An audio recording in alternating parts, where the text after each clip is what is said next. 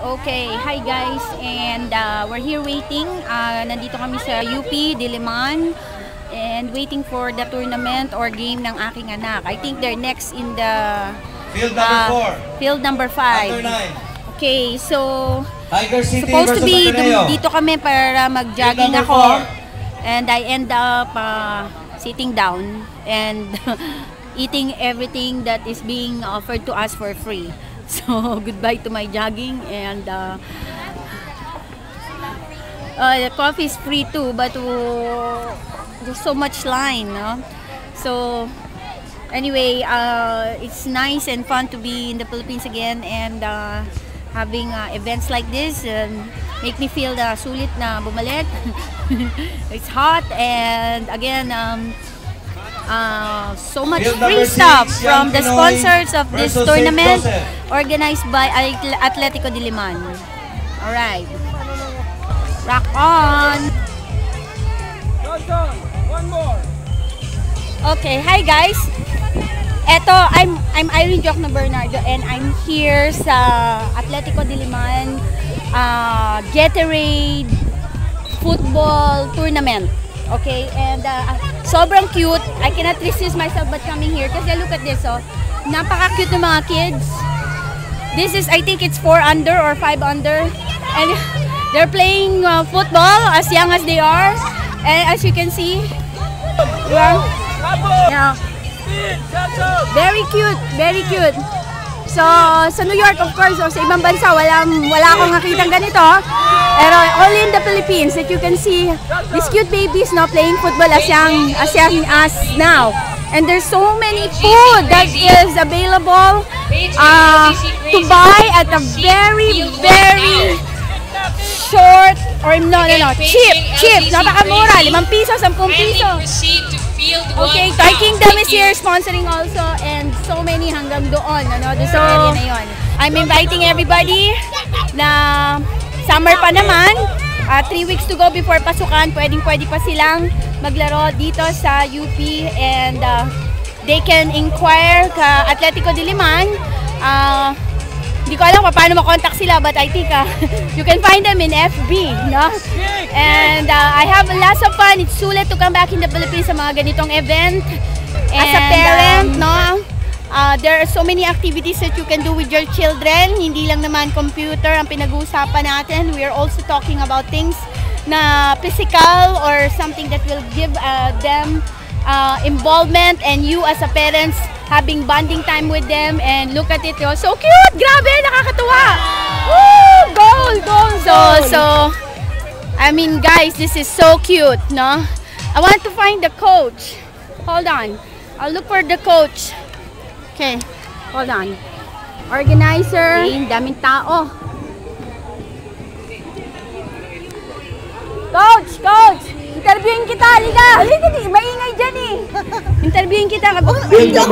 Sige na, ikaw na. Ikaw kilala ko eh.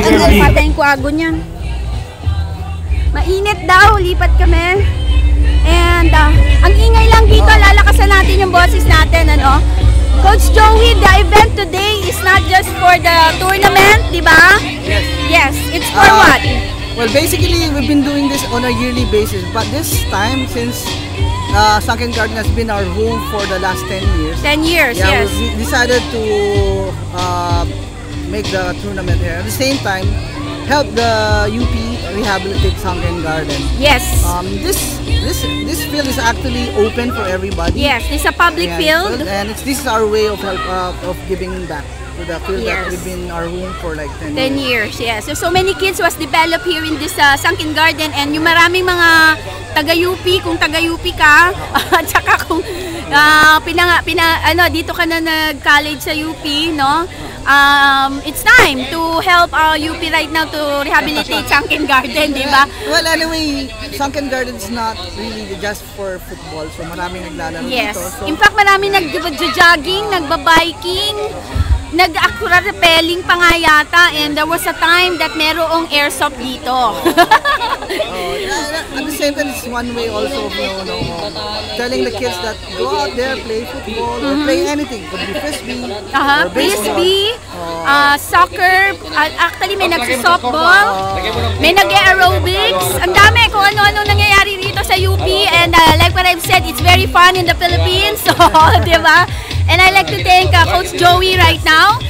Sa mga e-commerce 102 followers, no? So it's not just about computer and e-commerce, it's also about having fun. Yeah, encourage your kids to get out, have fun, enjoy nature, and so that healthy minds, healthy body. Yes, this is Atletico Diliman club, football club here in the UP every Saturday and Sunday. If you like to come and watch them play and inquire maybe for membership, I don't know, then just approach my good friend here, Joe Milo. Alright? Coach Joey.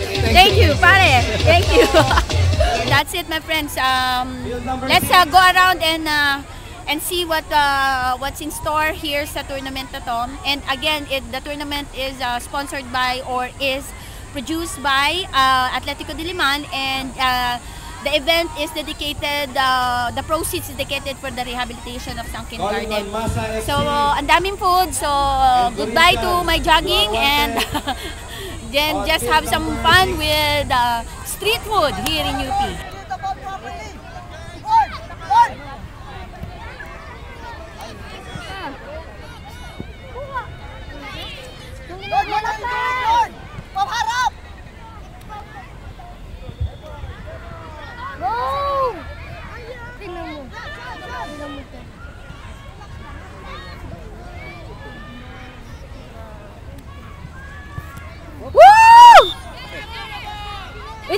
It's okay, baby.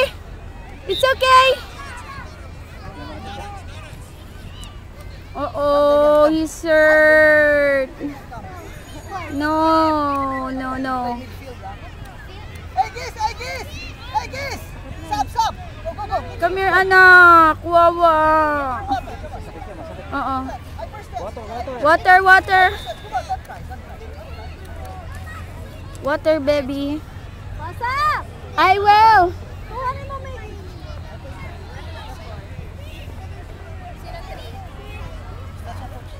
Hindi pa naglalaro si Koy? Versus 2 guards, please.